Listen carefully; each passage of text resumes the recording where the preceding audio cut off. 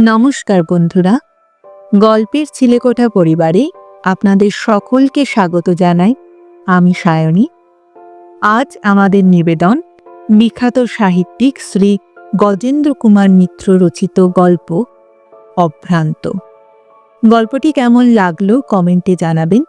যদি ভালো লাগে লাইক করবে, আর চ্যানেলটিতে যদি নতুন হয়ে থাকে সাবস্ক্রাইব করবেন। তবে চলুন আর দেরি করব না, শুরু করি আজকের গল্প। শ্রী গজেন্দ্র কুমার মিত্র রচিত অভ্রান্ত।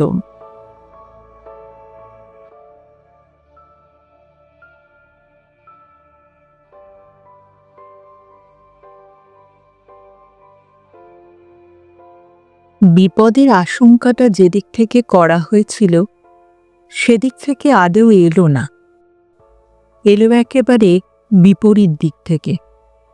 শ্রীপতি ন্যায়ালঙ্কারের অব্যর্থ গণনা ফলল না। সুপ্রিয়ার বিয়েটা নির্বিঘ্নেই চুকে গেল।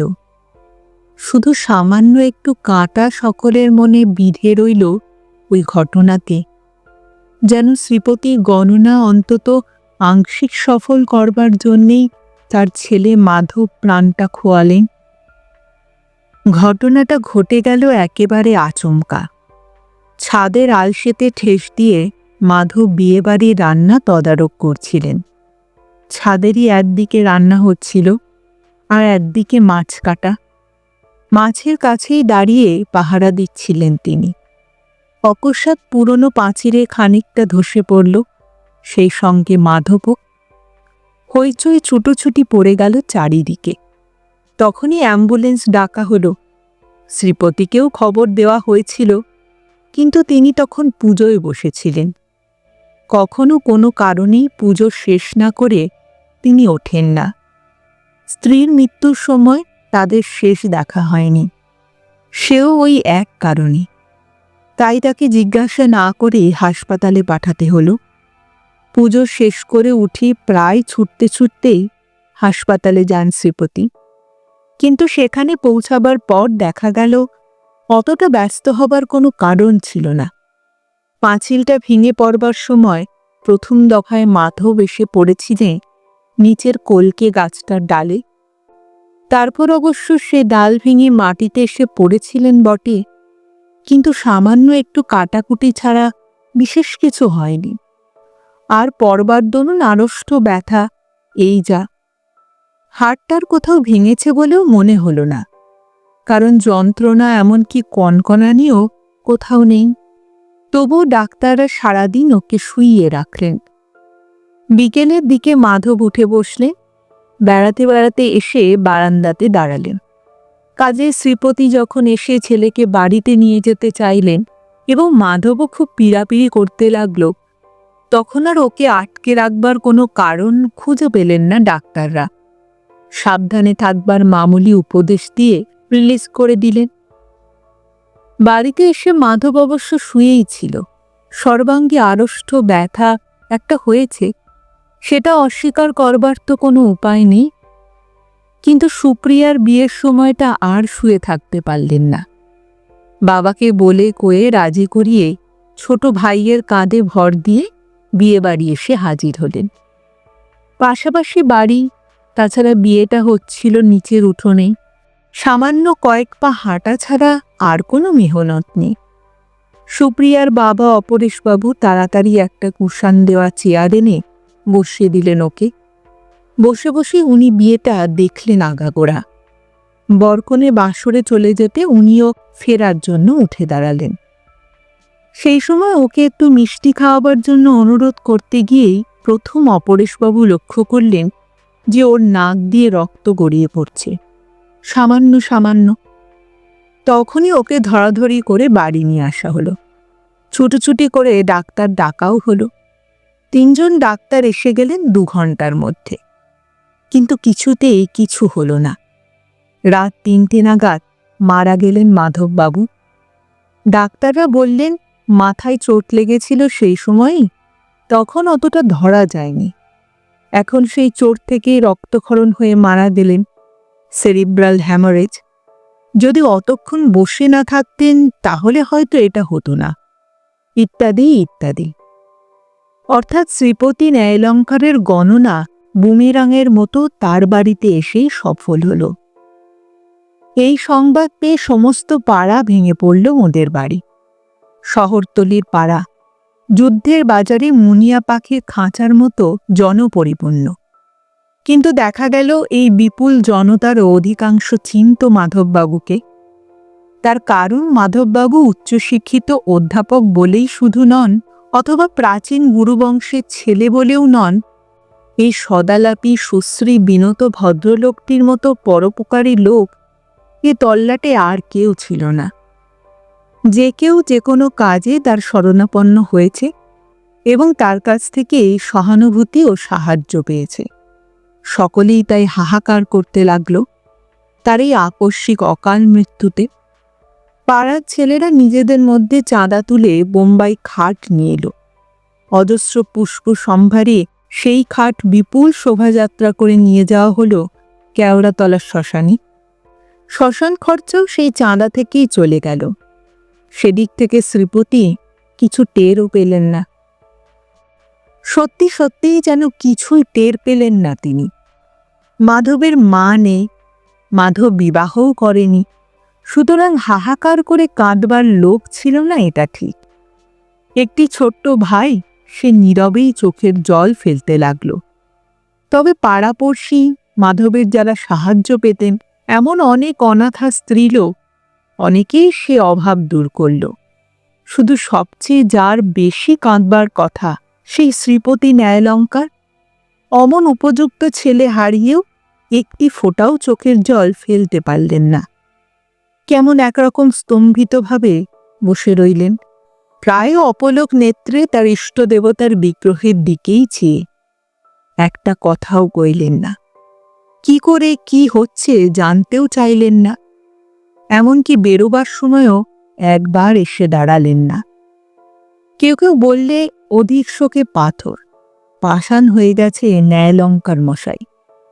কেউ বা বললে ওরা স্বাস্থ্য পড়া মানুষ, ব্রহ্মজ্ঞ, শোককে ওরা জয় করেছে। দু একজন অশিক্ষিত স্ত্রীলোক শুধু মন্তব্য করলে, কি পিচেস বাপ গো, অমন ছেলে, ছেলের মতন ছেলে, রাজা ছেলে চলে গেল, তা এক ফোঁটা চোখের জল নেই। কিন্তু কোনো কথাই শ্রীপতির কানে গেল না, অথবা কানে গেলেও মনে পৌঁছাল না। তেমনি তিনি ঠায় চুপ করে বসে রইলেন। কেবল অনেক বেলায়, প্রায় বিকেলের দিকে, খবর পেয়ে তার মেয়ে বিষ্ণুপ্রিয়া যখন এসে বুক ফাটা চিৎকার করতে করতে বাবার সামনে আছড়ে পড়ল, তখন তিনি যেন একবার শিউরে ওঠে অস্ফুট কণ্ঠে ইষ্ট স্মরণ করলেন, নারায়ণ নারায়ণ। তারপর উঠে এসে সস্নেহে মেয়ের মাথায় হাত দিয়ে বললেন, অমন করে কাঁদিস নে মা, দেখ আমি তো কাঁদছি না। এই ঘটনায় বিয়েবাড়িতেও যেন একটা বিষাদের ছায়া পড়ল। সানাই থামিয়ে দেওয়া হলো, শাঁখ বাজল প্রায় নিঃশব্দে, সর্বপ্রকার আনন্দ কোলাহল বন্ধ হয়ে গেল। যেটুকু না করলেই নয় সেটুকুই শুধু করা হলো। গভীর শোকে থমথম করতে লাগলো সারা বাড়ি। কে বলবে যে সেখানে অতগুলো লোক কিছুক্ষণ আগেই এত চেঁচামেচি করছিল? খবরটা পেয়ে চামেলি, মিনু, সুপ্রিয়া, ওরা সবকটা বোনই চিৎকার করে কেঁদে উঠেছিল। বাকি পরিবারের অপর মহিলারা চেঁচামেচি না করলেও কাঁদলেন অল্প বিস্তর সকলেই। অপরেশের স্ত্রী কল্যাণী একবার ফিট হয়ে গেল। পুরুষরাও বিপন্ন হয়ে উঠলেন। ছেলেরা সকলেই ও বাড়ি গিয়েছিল আগে। তারা শোকযাত্রার সঙ্গে শ্মশানে চলে গেল। বাসে বিয়ের সময় তাই একটি ছেলেও বলতে গেলে উপস্থিত রইল না। তার কারণ মাধব ছিলেন এবারের আত্মীয়ের মতো, পাশাপাশি বাড়ি বলেই নয়, অথবা শ্রীপতি ন্যায়ালঙ্কার মশাই এদের গুরু বলেই নন। একটা অদ্ভুত প্রীতির সম্পর্ক ছিল এই দুই পরিবারে। অপরেশের বাবাও তরুণ শ্রীপতির কাছে দীক্ষা নিয়েছিলেন, কিন্তু তারা ছিলেন দুই বন্ধুর মতোই। গুরু শিষ্যের ব্যবধান রচিত হতে পারেনি তাদের মধ্যে কোনোদিনই। অপরেশও মাধবের সহপাঠী বন্ধু। বাল্যকাল থেকে দুজনে হরিহর আত্মা। ওরা স্বামী স্ত্রী শ্রীপতির শিষ্য ছিলেন, কিন্তু মাধবকে গুরু ভাই বলে খুব সমীহ করবার অবকাশ পাননি অপরেশ। অপরেশ বহু বয়স অবধি বিবাহ করেননি, করবেন না কোনোদিন, এই কথাই সকলে জানত। ওর মায়ের কান্নাকাটিতে মাধবী অনেক কষ্টে কয়েকদিন অহরহ ওর পেছনে লেগে থেকে রাজি করান এবং নিজেরই আরেকটি বন্ধুর ভগ্নির সঙ্গে বিয়ের সম্বন্ধ করে বিয়েটা দিয়ে দেন। কল্যাণীর বাবা মাও শ্রীপতি ন্যায়ালঙ্কারের শিষ্য, জানাশুনো ঘরে সুশ্রী সুলক্ষণা মেয়ে। অপরেশের মা বউ পেয়ে খুশি হয়ে মাধবকে আশীর্বাদ করে বলেছিলেন, তুই আমার জ্যেষ্ঠ সন্তান বাবা। অপু যেন সে কথা কোনো দিনও না ভোলে। কেউই ভোলেনি সে কথা। সুখে দুঃখে আনন্দে বিষাদে এ পরিবারের সঙ্গেই জড়িয়ে গিয়েছিলেন মাধব। তাকে জিজ্ঞাসা না করে কোনো সিদ্ধান্ত নেবার কথা এবারে কেউ ভাবতেই পারত না। সুপ্রিয়ার এই সম্বন্ধ যখন আসে তখন প্রথমে তার অনুমোদনই নেওয়া হয়। এই বিয়ের সব কিছু, বাজারও তিনিই ঘুরে ঘুরে করেছেন অপরেশের সঙ্গে। নিজেও প্রায় 1000 টাকা খরচ করে একটি মণিখচিত কণ্ঠহার দিয়েছেন সুপ্রিয়াকে, বিবাহের যৌতুক। অপরেশ একটু অনুযোগ করতে গিয়েছিলেন, কিন্তু এক কথায় মাধব থামিয়ে দিয়েছেন। ও কি আমারও মেয়ে নয়? ও যে আমার বড় আদরের মামুনি। মামুনি বলেই তিনি সুপ্রিয়াকে ডাকতেন চিরকাল। সুতরাং তার মৃত্যুতে পরিবার আত্মীয় বিয়োগ ব্যথা অনুভব করবে, এইটাই তো স্বাভাবিক। এই বিয়ের সূচনা হয়েছিল খুব আনন্দ এবং সাফল্যের মধ্যে। শেষ পর্যন্ত নির্বিঘ্নে সব কাজ মিটে যাবে এইটাই আশা করেছিল সবাই। মেয়ে পছন্দ করা, দেনা পাওনা, কোনোটাতেই এতটুকু অসুবিধে হয়নি। পাত্রটি খুবই ভালো, কুটুম্বও ভদ্র। মেয়ে পছন্দ হতেই তারা দরদস্তুরের কথা তুলতেই দেননি। পাত্রের মা বলেছিলেন, ছেলের বিয়ে দিতেই যাচ্ছি, ছেলে বেচতে তো যাচ্ছি না। তাদের তরফ থেকে কোনো বক্তব্যই ছিল না বলতে গেলে, কেবল একটি ছাড়া, তারা এই মাসেই অর্থাৎ এই শ্রাবণেই বিয়ে দিতে চান। সামনে 3 মাস বিয়ে নেই, অঘ্রাণ মাস ছেলের জন্ম মাস, এ মাসে না হলে আবার সেই মাঘ মাস, মিছামিছি 5টা মাস পিছিয়ে যাবে বিয়েটা। এদেরও তাড়াতাড়ি করতে বিন্দুমাত্র আপত্তি নেই, কারণ শুভস্য শীঘ্রং। দেনা পাওনাই যখন কড়াকড়ি নেই, টাকার জোগাড় করতে মাথায় হাত দিয়ে বসতে হবে না, তখন আর দেরি করে লাভই বাকি। অপরেশের মা নিজস্ব 5000 টাকা এবং প্রায় 30 ভরি সোনা রেখে গেছেন তার এই বড় নাতনির বিবাহের জন্য। সুতরাং আসল দুর্ভাবনাটাই তো নেই অপরেশের। বিয়ের দিন ঠিক করেছিলেন মাধব। শ্রীপতি এখানে ছিলেন না, ঝুলন দেখতে বৃন্দাবন গিয়েছিলেন। বিয়ের কথাটা এত তাড়াতাড়ি উঠল এবং ঠিক হয়ে গেল যে তাকে জানিয়ে মত নেবার আর অবসর রইল না।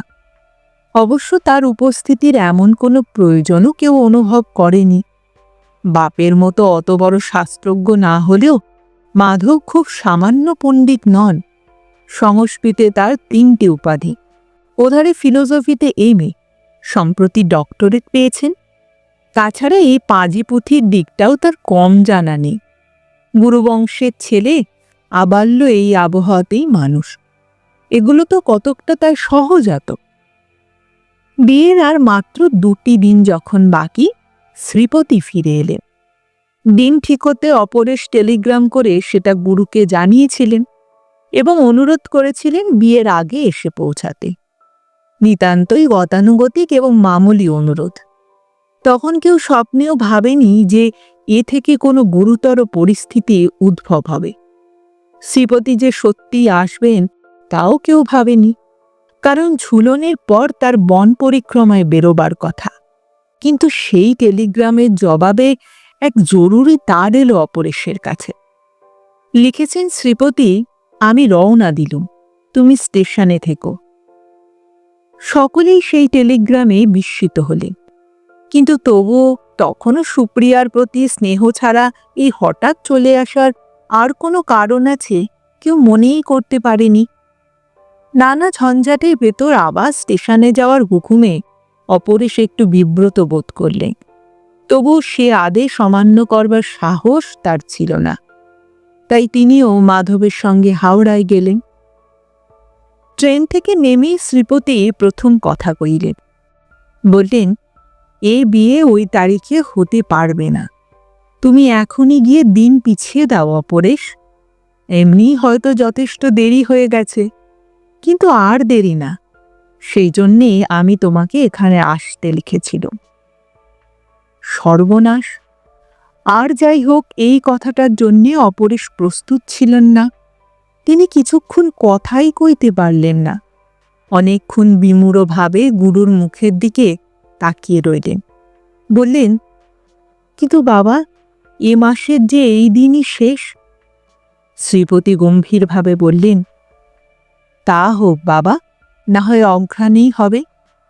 অপরেশ বললেন, অঘ্রাণ নাকি ছেলের জন্ম মাস, সে মাসে তো বিয়ে হতে পারবে না, তাহলে মাঘ মাসেই হবে তবে।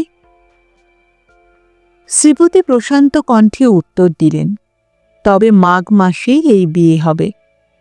মাধবও এতক্ষণ হতবাক হয়ে দাঁড়িয়েছিলেন। এবার কথা কইলেন, বললেন, কিন্তু দিন তো আমি রেখে দিয়েছি বাবা, কই কোনো অসুবিধে তো বুঝিনি। সুপ্রিয়ার জন্মকুণ্ডলী শ্রীপতি অনেক আগে থেকেই খুব ভালো করে দেখে নিয়েছিলেন। তাই তিনি বললেন, ওই তারিখে বিয়ে হওয়া কিছুতেই উচিত নয়। অসুবিধে অন্যত্র মাধব। আমার জ্ঞান বুদ্ধি মতো এই আমি বললাম। এখন তোমাদের যা খুশি তাই করো। এ যেন বিনা মেঘে বজ্রাঘাত। অপরেশ তখনই ট্যাক্সি করে বাড়ি ফিরে এলেন। ছোট ভাই অনুজেশকে সংবাদটা দিলেন। কল্যাণীও শুনল। সকলেই মাথায় হাত দিয়ে বসে পড়ল কথাটা শুনে। শ্রীপতির জ্ঞানবুদ্ধির ওপর এদের শ্রদ্ধা সত্যি কম নয়। নিষ্ঠাবান ব্রাহ্মণ, চিরদিন সপাক খান, নিত্য হোম পূজা করেন। এ অঞ্চলে সবচেয়ে বড় গুরুবংশ, কিন্তু শ্রীপতি বহু শিষ্য ত্যাগ করেছেন, নিষ্ঠাহীন এবং অনাচারী বলে। তবে সেইটাই তো বড় কথা নয়। তার মতো পণ্ডিত এ অঞ্চলে দুর্লভ। দিন রাতই তিনি তার পুঁথিপত্রে ডুবে থাকেন প্রায়। বিষয়কর্ম দেখেন না, টাকা কড়ির প্রতি বিন্দুমাত্র মমতা নেই। একবেলা সপাক হবিষ্য, এই তার আহার। ধুতির ওপর একটা চাদর, পায়ে চটি, জামা বা অন্য জুতো কেউ তাকে কোনো দিনও পরতে দেখেনি। অথচ রাশি রাশি টাকা খরচ করেন বই বা পুঁথি সংগ্রহ করতে। বাড়িতে টোল ছিল, এখনও আছে, কিন্তু ছাত্র বেছে নেন নিজে, এবং সেকালের মতো সমস্ত খরচ দিয়ে ছাত্র প্রতিপালন করেন। সর্বশাস্ত্রেই তার পারদর্শিতা, এমনকি জ্যোতিষশাস্ত্রেও। বরং বলা যায় এই শাস্ত্রে একটু বেশি দখল তার। তিনি বিশেষ এ কাজ করতে চান না, নইলে তার গণনা নাকি অভ্রান্ত। সুতরাং আর যাই হোক, শ্রীপতির কথাটা উড়িয়ে দেওয়া যায় না। অথচ এধারেও যে সমূহ বিপদ। পাত্র দিল্লিতে থাকে, 7 দিনের ছুটি নিয়ে এসেছে। বাক নেই, অভিভাবক বলতে মা, তিনি আসেননি। এখানে এসে উঠেছে পাত্র এক পিস্তুত দাদার কাছে। সেখান থেকেই বিয়ে সেরে সে দিল্লি চলে যাবে। বৌভাত ফুলশয্যা সেখানেই হবে। সেখানেও নিশ্চয়ই সব আয়োজন প্রস্তুত। সময়ই বা আর কই। এখানকার অভিভাবক ওই পিস্তুত দাদা। তার কাছে কথাটা পারতেই তিনি ভ্রু কুঁচকে বললেন, সে আবার কি কথা? সব ঠিকঠাক, সেখানে এখানে সমস্ত নেমন্তন্ন সারা হয়ে গেছে। এখন বিয়ে বন্ধ করলে আমরা মুখ দেখাতে পারবো না কাউকে। আপনারা এমন ইরেসপন্সিবল তা তো আগে বুঝিনি। আর এ তো এতই ফ্লিমসি গ্রাউন্ড, এ কথা কাউকে বলতেই পারবো না। যাকে বলবো সেই তো হাসবে। মামিমা রীতিমতো অপমানিত বোধ করবেন। আপনারা পাত্র দেখেছেন, খোঁজ খবরও নিয়েছে। এখন একটা বাজে ওজর দিয়ে এই বিয়ে ভেঙে দিতে চাইছেন? তার মানে কি? পাত্র পছন্দ হয়নি তো এত দূর এগোলেন কেন? পিস্তুত দাদাটি আরও বললেন, পাত্রীর অভাব ছিল না তো আমাদের। এমন ছেলে যে পাবে সেই নিজেকে কৃতার্থ মনে করবে। আরও ৩-৪টে মেয়ে দেখা ছিল। আর ৩টে দিন সময় পেলেও আমরা ওই তারিখে এই বিয়েটা দিতে পারত। জানাশুনোর মধ্যে বলেই আমরা এখানে প্রেফার করেছিল। এখন দেখছি সেইটাই ভুল হয়েছিল। অর্থাৎ তার কথার ভাবে স্পষ্টই বোঝা গেল যে এ বিয়ে এখন স্থগিত করতে চাইলে এ পাত্রটি একেবারেই হাতছাড়া করতে হবে। অথচ এমন পাত্র আদেও সুলভ নয়, বিশেষত এত অল্প খরচায়। সুশ্রী, শিক্ষিত, চরিত্রবান ছেলে, মাত্র 25 বছর বয়স, এরই মধ্যে প্রায় 800 টাকা মাইনে পাচ্ছে। মস্ত বড় চাকরি, দায়িত্বপূর্ণ কাজ, থাকবার মধ্যে এক মা আর এক দাদা। দাদাও মিলিটারিতে বড় কাজ করেন, লেফটেন্যান্ট। তিনি স্ত্রী পুত্র নিয়ে চাকুরি স্থলে থাকেন। কোনো দায় কি কোনো ভার বইতে হয় না ছেলেটিকে। এই পাত্র হাতছাড়া করতে হবে এত তুচ্ছ কারণে? পাত্রীর কাকা অনুজেশ বেঁকে দাঁড়ালেন।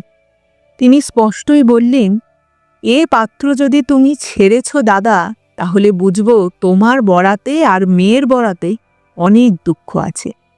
সত্যিই ওরা রাগ তো করতে পারেনি। এ অবস্থায় আমরা পড়লে কি ভাবতুম বলো তো? বাড়ির সকলেও সায় দিলে। তাই তো, সর্বত্র চিঠি বিলি হয়ে গেছে। কুটুম্ব আত্মীয় বাড়ি ভরে গেল বলে। এখন তাদেরকে কি বলা হবে? যদি বলা হয় পাত্রীপক্ষ এই বিয়ে বন্ধ করেছে, কেউ কি তা বিশ্বাস করবে? ভাববে পাত্রীরই কোনো দোষ, তাই বরপক্ষ বিয়ে ভেঙে দিয়েছে। অপরেশ বিপন্ন মুখে মাধবের দিকে তাকান। মাধব আর পারে না।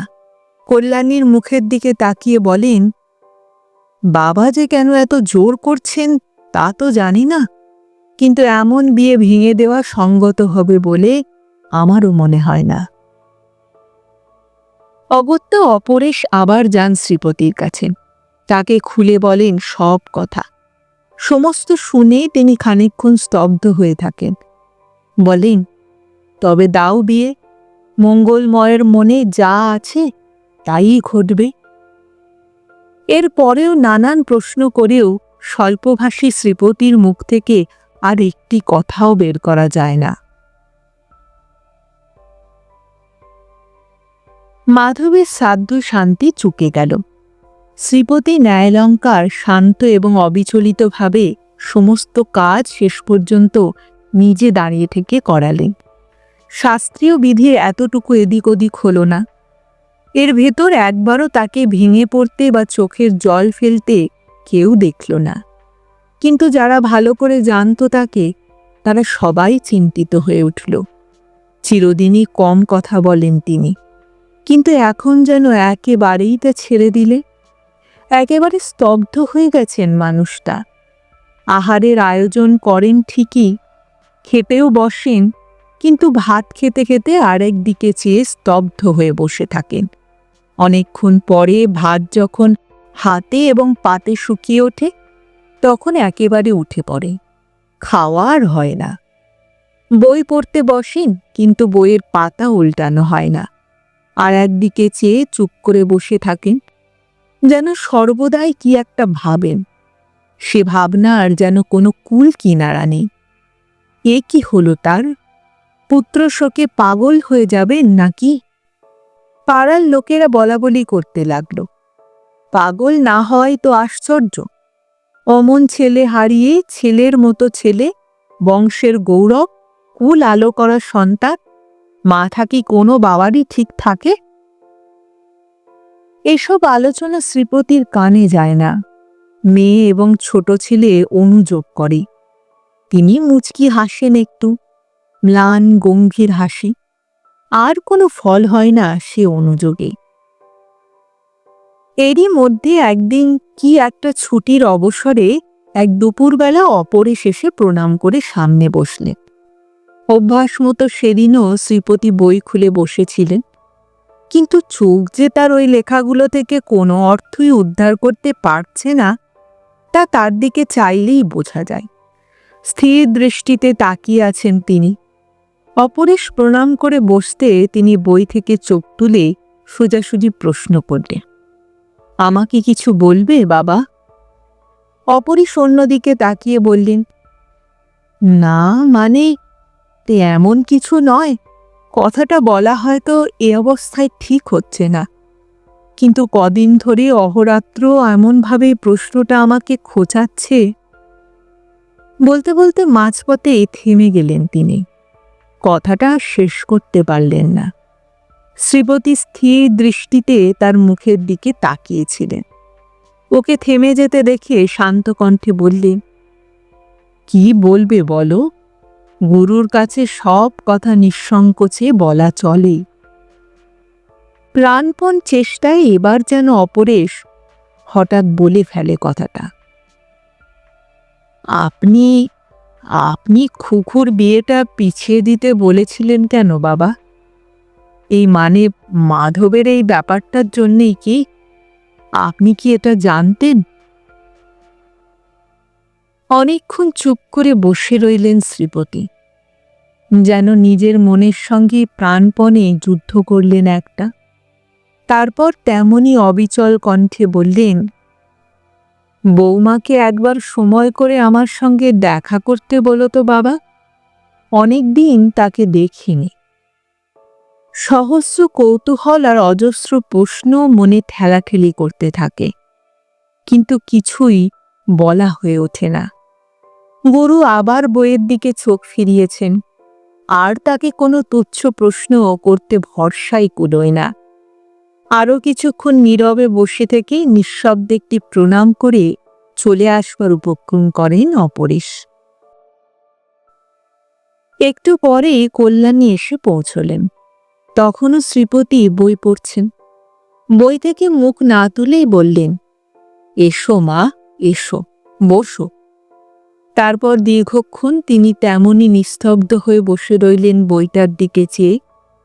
প্রায় 5 মিনিট পরে একটা দীর্ঘ নিঃশ্বাস ফেলে বইখানা মুড়ে রেখে সোজা হয়ে বসলেন।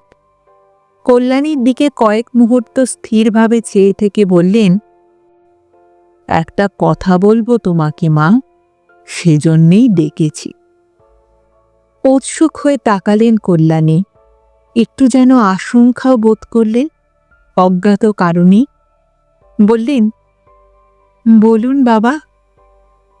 শ্রীপতি ন্যায়ালঙ্কার বলতে লাগলেন, তুমি জানো যে সুপ্রিয়ার বিয়ের তারিখটা আমি পিছিয়ে দিতে বলেছিলাম।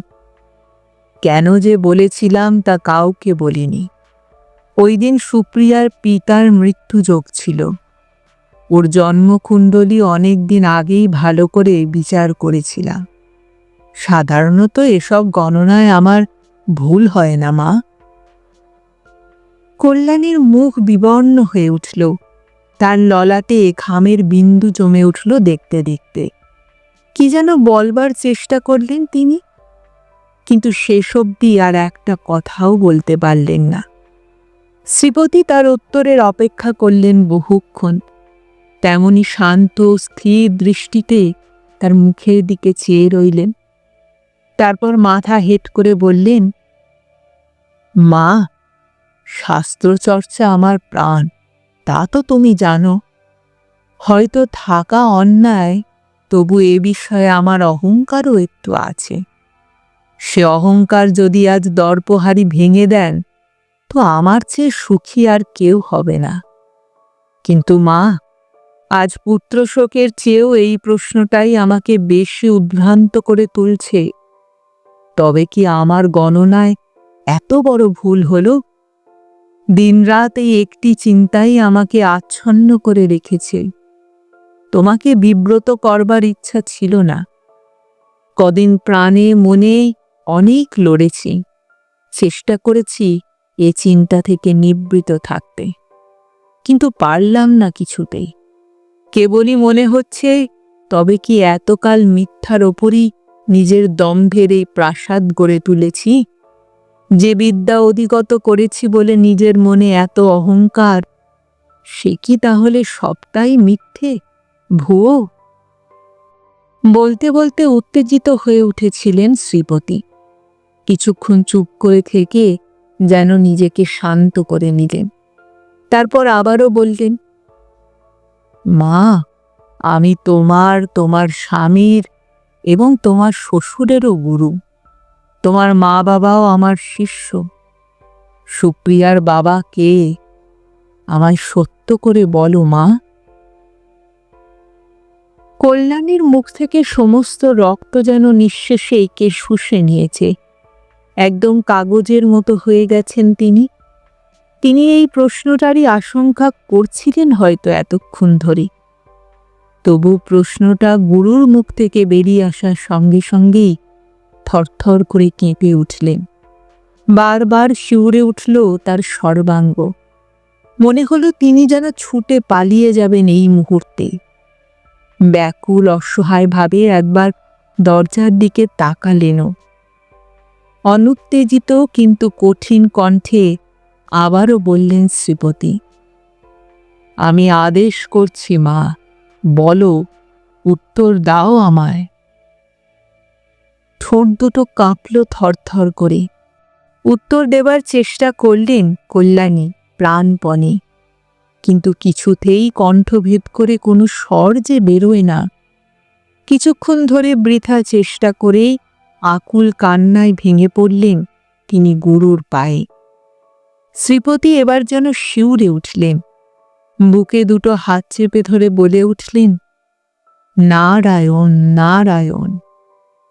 অনেকক্ষণ ধরে নিঃশব্দে কাঁদলেন কল্যাণী। শব্দ নেই, তবু মনে হচ্ছে তার বুক ফেটে যাবে সেই দুঃসহ রোদনের বেগে। মাটিতে মুখ ঘষে কাঁদছেন তিনি, মাথা ঠুকছেন বারবার। শ্রীপতি বাধা দিলেন না, নিষেধও করলেন না। স্থির হয়ে চোখ বুজে বসে রইলেন শুধু। অবশেষে একসময় কল্যাণী মুখ তুলল। স্খলিত বিহবল কণ্ঠে যেন অসংলগ্নভাবে বলল, আমি কি করব বাবা? আদেশ করুন। কি করলে পাপের প্রায়শ্চিত্ত হবে বলে দিন।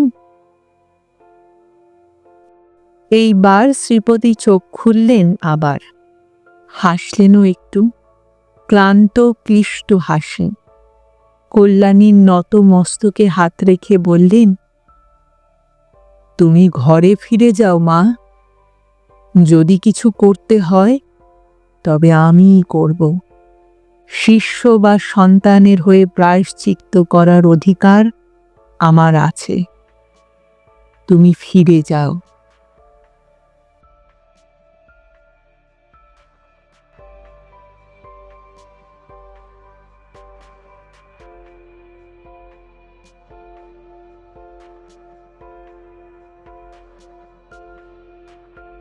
শুনছিলেন আজকের গল্প শ্রী গজেন্দ্র কুমার মিত্র রচিত অভ্রান্ত। ফিরে আসছি আরেকটি নতুন গল্পের সঙ্গে কিছুদিনের মধ্যে। ততদিন ভালো থাকবেন, সুস্থ থাকবেন এবং গল্পে থাকবেন। আর আমার গল্প পাঠ ও উপস্থাপনা যদি ভালো লাগে তাহলে লাইক আর কমেন্ট করতে ভুলবেন না। আর চ্যানেলটিতে যদি নতুন হয়ে থাকেন সাবস্ক্রাইব করবেন। এতে আমার উৎসাহ ও আত্মবিশ্বাস দুইই বাড়ে। তাহলে আজ এখানেই বিদায় নেব। আবার দেখা হচ্ছে। নমস্কার।